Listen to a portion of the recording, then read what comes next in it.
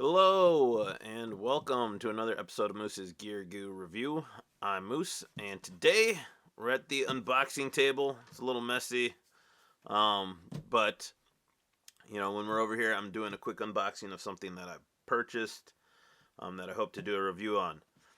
So if you're into knives, gear, food, and tech for backpacking, hiking, camping, and travel, then consider liking this channel, subscribing, and hitting the notification bell for up-to-date videos. That being said, today I have a package. I haven't been purchasing much gear lately, just because I got a lot of gear I still need to review and check out, and I just haven't had the time, but staying busy and still trying to produce content. So give me any feedback, as always, in the comments down below. Today we have a box from KCI Knife Center. I don't know what the I stands for. Industries, whatever. So we're gonna crack it open and see what I ordered. Lately I haven't been very inspired by some of the knives that are coming out. They just kind of look overdone or gaudy, in my opinion. And I'm always looking for tools that have a practical function to them, a utility to them, where you actually can get use out of them.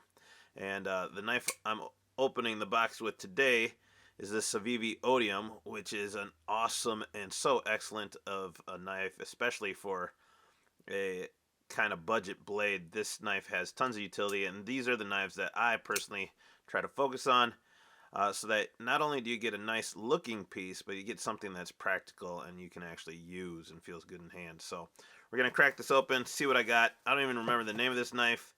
I know it's a newer offering, and it has a little feature that I'm more or less was the intriguing thing about this knife that I wanted to really check out. So got the knife center box, and the order slips in there, and looks like nothing else really. All right, and so here it is. It's a Kershaw knives. I've always appreciated Kershaw, especially their budget offerings. They make some of the more unique and usable knives that I like, and it looks like this one is called the Platform. Okay, 2090 Platform, and let's see what this one's about. So unboxing, first impressions, and there we go. And that is a pretty sick looking front scale there. What in the heck? Oh. Alright, let's see how this thing works. Actually, that's pretty thick blade and a nice uniform look to it. I don't know if it has much of a... Whoa, that's funky. Alright, let's start with the blade here. Guess it has kind of a nail nick slot or fuller for deploying the knife. It's on both sides. There's no lock, so this is a slip joint knife. But that actually is a really nice looking blade shape, and that feels pretty nice in hand. HCR 13 MOV blade steel. Yeah, I already like the overall shape and size of it. So pretty sick. Look at that. Nice looking blade. Unique kind of topographical texture on there. But let's put away the blade. Like I said, it's a slip joint. It's actually a pretty thick piece of blade stock too. And it's a hollow grind. But let's see what's going on in the back. This is the reason why I really got this. And you pull up this tab here, and there's kind of a nail file going on there, and kind of a nail thingy. I wish that would fold. Did that go any farther back?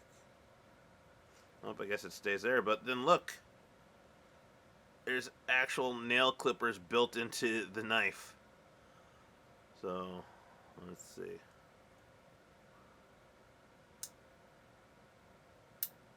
Well, it works. That does work. So you have nail clippers and flow through construction, which is really weird. And you just press that down and it holds it down. That is actually pretty funky.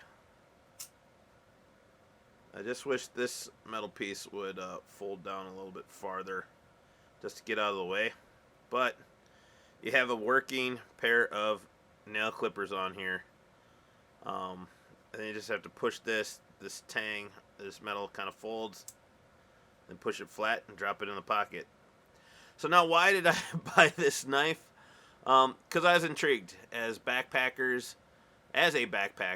one of the things you should always have in your kit is, one, a knife when you're backpacking, but two, you should have a toenail clipper in there, or a fingernail clipper, because when you're in the backcountry, if you have any sort of foot or toe problems, if your nails are starting to kind of dig into your toes from all the wear and tear of hiking long days or tons of miles, you may need something to address that. And so instead of having a separate nail clippers or a separate knife, you could potentially just bring this one knife and know that you have a nail clipper on you, so that you can treat your feet and make sure that your toes stay healthy and that you're able to continue to hike.